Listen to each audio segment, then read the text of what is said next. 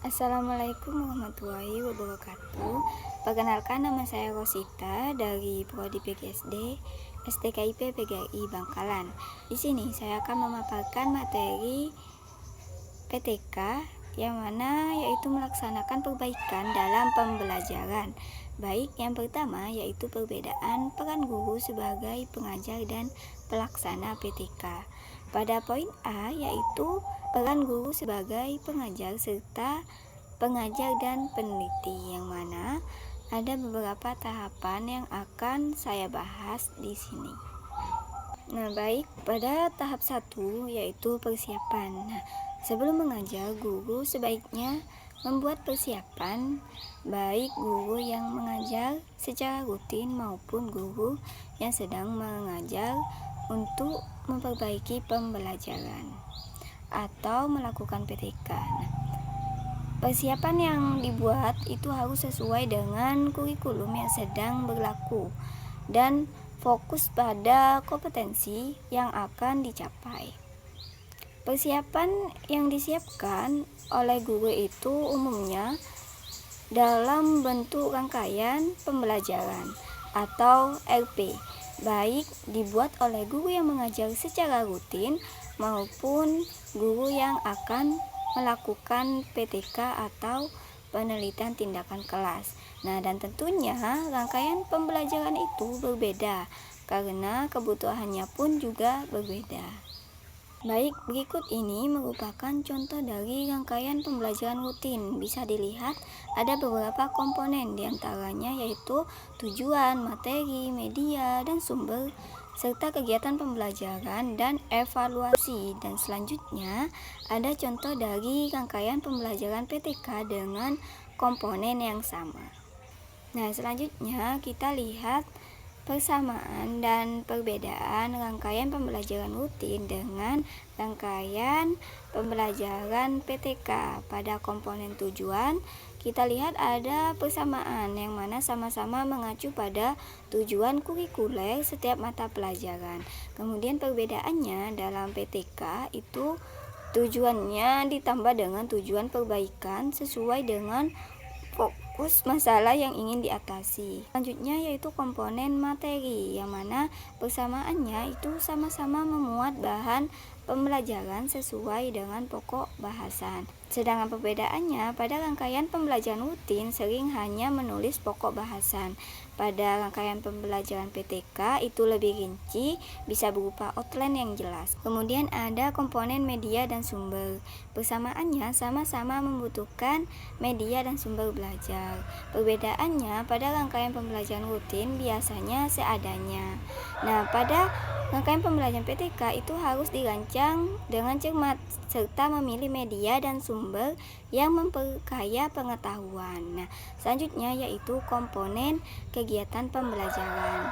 Nah, itu persamaannya sama-sama berisi langkah-langkah kegiatan pembelajaran. Untuk perbedaannya, pada rangkaian pembelajaran rutin itu bisa lebih sederhana. Pada rangkaian pembelajaran PTK itu lebih rinci dan lengkap serta dilengkapi dengan pertanyaan skenario yang sesuai dengan tujuan perbaikan. Selanjutnya komponen evaluasi. Sama-sama ada bagian evaluasinya. Untuk perbedaannya, pada rangkaian pembelajaran rutin itu deskripsinya singkat, sedangkan pada PTK itu lebih rinci dan dilengkapi dengan tes observasi atau sesuai dengan tujuan perbaikan. Baik, selanjutnya yaitu kriteria keberhasilan PTK. Guru yang melaksanakan penelitian tindakan kelas perlu menetapkan kriteria keberhasilan sesuai dengan tujuan perbaikan. Nah, kriteria keberhasilan tentu sangat bervariasi sesuai dengan tujuan perbaikan yang dirancang. Misalnya, keberhasilan mengajarkan rumus Pitagoras. Nah, itu dirancang minimal 85% peserta didik dapat menerapkan rumus tersebut dalam berbagai ukuran segitiga siku.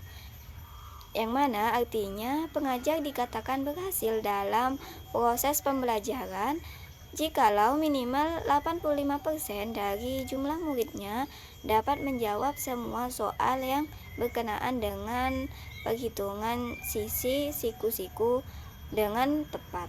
Nah, kalau kurang dari 85% berarti belum berhasil dengan metode pembelajaran yang telah ia gunakan. Nah, oleh sebab itu, guru harus mencari metode lain atau memberi latihan yang lebih mudah dipahami oleh peserta didik.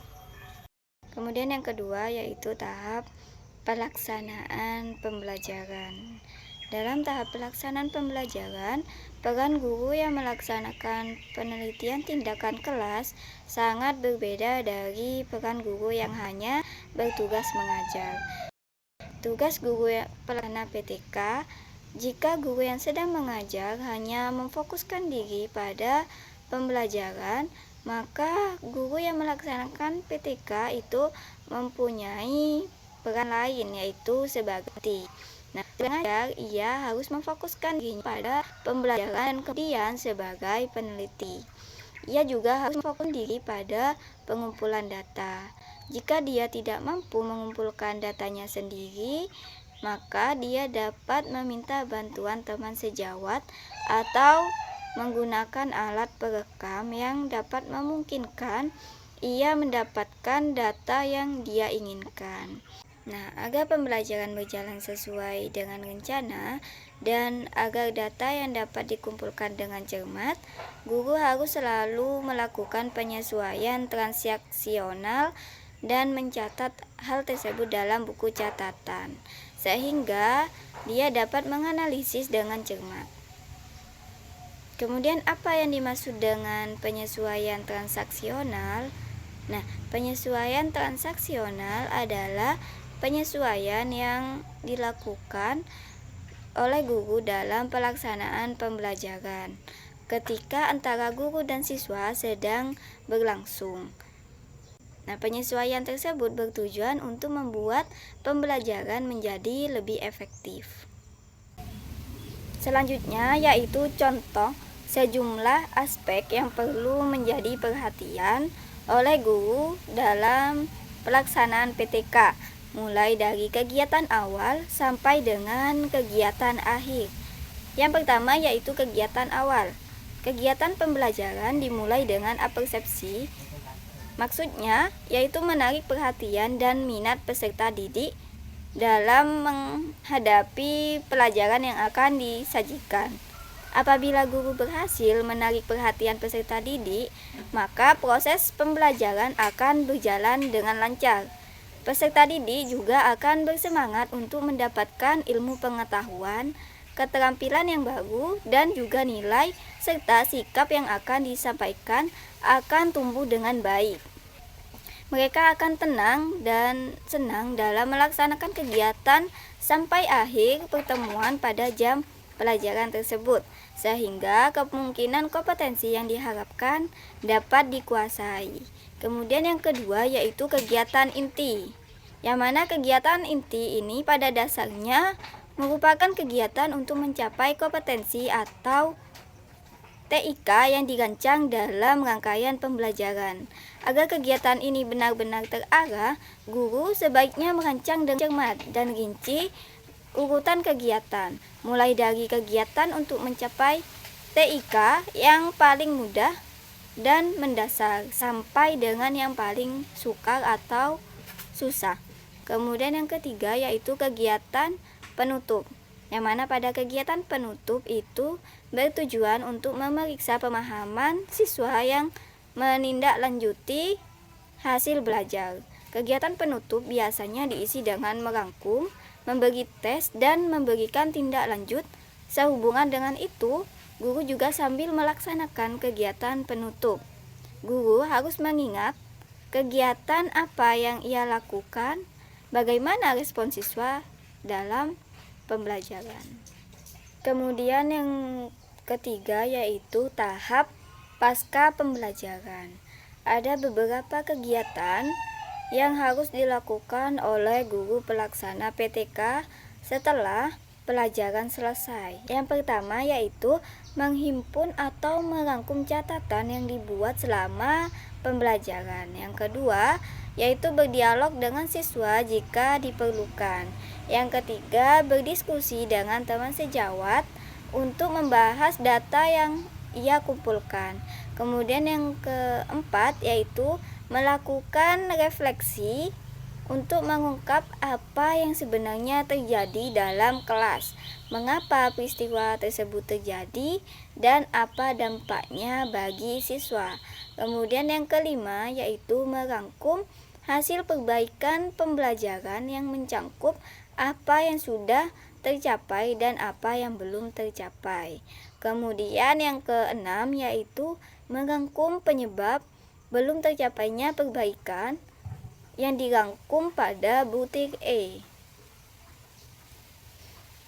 Kemudian selanjutnya yaitu membangun kolaborasi.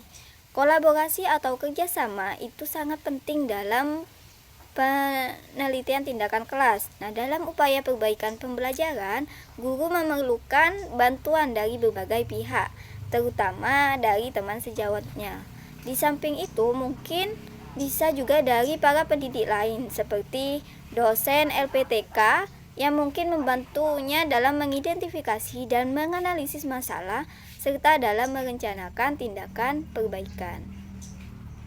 Kolaborasi dapat dibangun melalui berbagai jenis cara seperti kerjasama sekolah dengan LPTK, membentuk kelompok kerja seperti musyawarah guru mata pelajaran atau MGMP, serta kelompok kerja guru atau KKG, dan pusat kerja guru atau PKG.